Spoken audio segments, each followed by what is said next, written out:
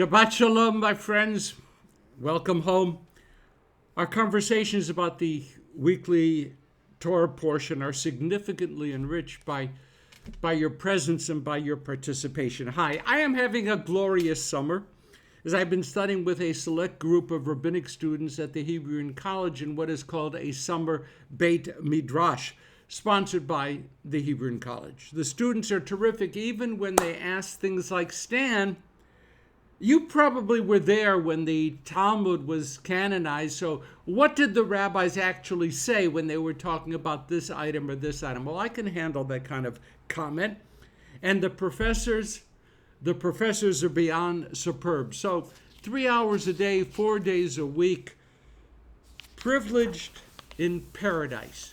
That's not a bad way to spend the summer. Our Sedra this week is BeHa'alotecha, Book of Numbers, chapter 8, verse 1 and following. There are two little sets of gems in our particular text, which are very familiar to most of us. When the Ark of the Covenant was due to be moved through the wilderness, when it was taken apart and the priests carried it and so forth, the Levites, the Israelites were told to proclaim, Kuma Adonai V'yafutzu oivecha v'yanusu masanecha mipanecha. We know that. Rise up, O God, and let your enemies be scattered.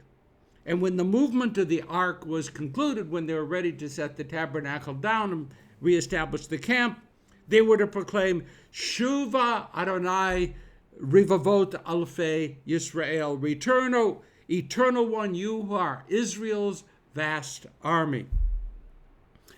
Those phrases are found every Shabbat morning in our liturgy. Where? Right. Okay, good.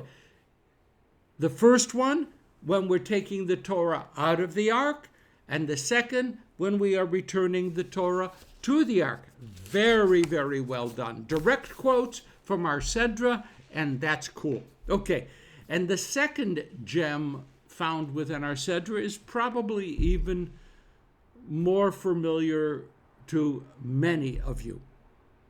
Miriam, the sister of Moses and Aaron, is stricken with leprosy. Moses calls out to God, El na rafan Allah.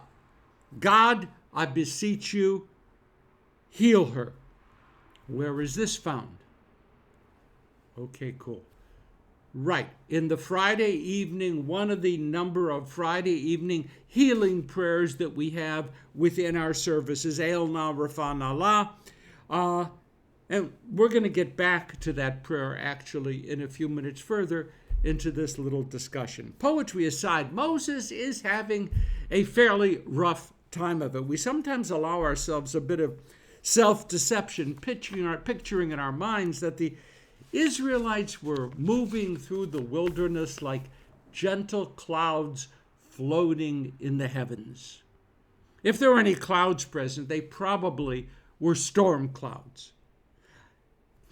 A stubborn, stiff-necked people, deeply scarred from several hundred years of slavery, not accustomed to freedom, knowing very little about the God of Moses and not understanding at all what monotheism could at all be about, having no personal knowledge of whatever the promised land is, was, will be, dealing with sand and heat and frequent shortages of water and of food, and, by the way, attacked by a variety of desert tribes.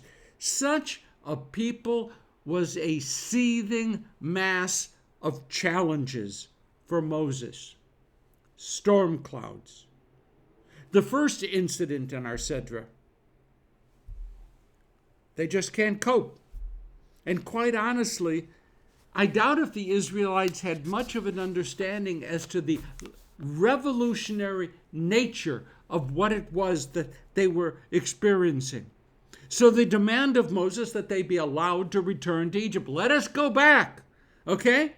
So they'd lose their freedom once again, but at least they'd have regular meals. It's a good trade-off. Getting regular food, eaten in their slave quarters. And what about all of those miracles then? The plagues, the splitting of the sea, that quaking mountain, the tablets of stone written by the finger of God. Yeah, okay, they agreed. Very impressive. But Moses, we can't eat stone tablets. So today's question, repeated 3 times, first time. What did Moses do? The text is clear. Our greatest leader turns to God in frustration and gives up. Kill me. Let me die.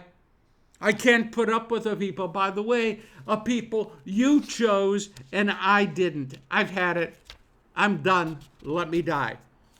However, like any good corporate repair person, God reconfigures the governance pattern of the Israelites. Now there'll be others called elders who will share Moses' burdens.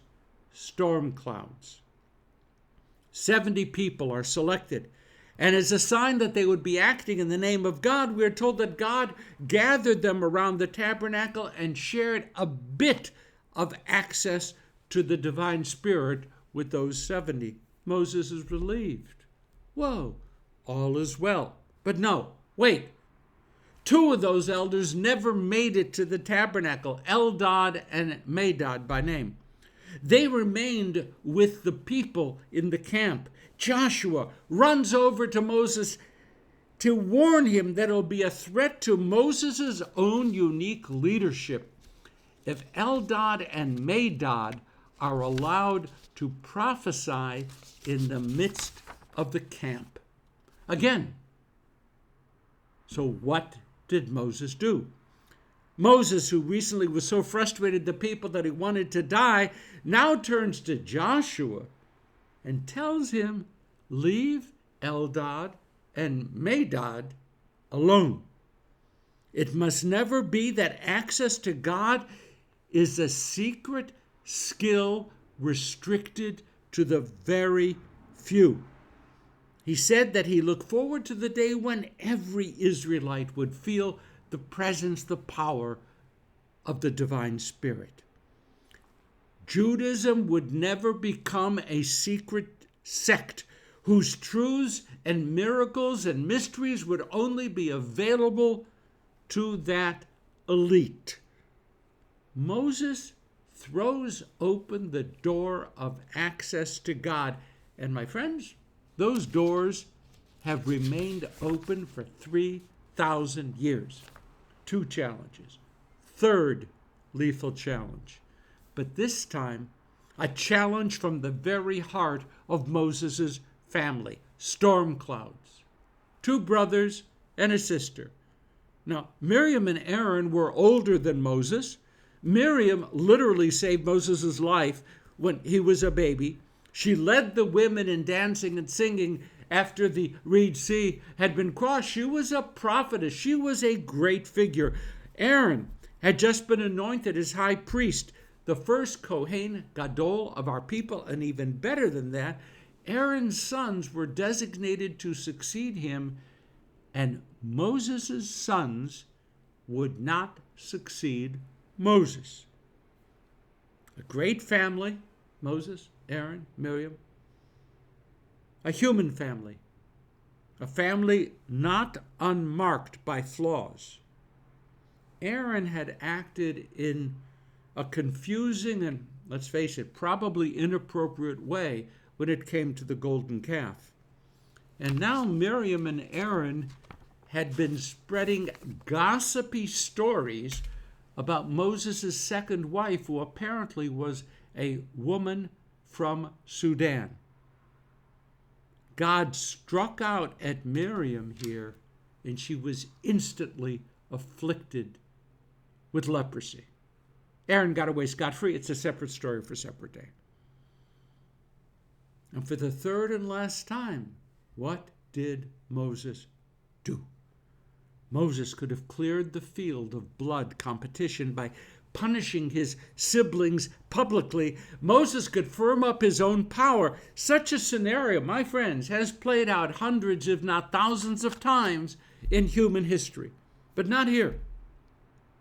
With no worry about power, with no desire to exact revenge with no need to make a public example of what happens to those with whom Moses has a disagreement. Moses calls out to God, El na rafa na la, the shortest prayer in Jewish history. Oh God, please heal her. And she was healed. 3 storms. During the first, Moses collapsed. But during the second and the third, he begins to show himself as Moshe Rabbeinu, one of the most significant figures in the evolution of Western culture. Not perfect. Given to fits of anger and frustration at times, Moses deeply depressed.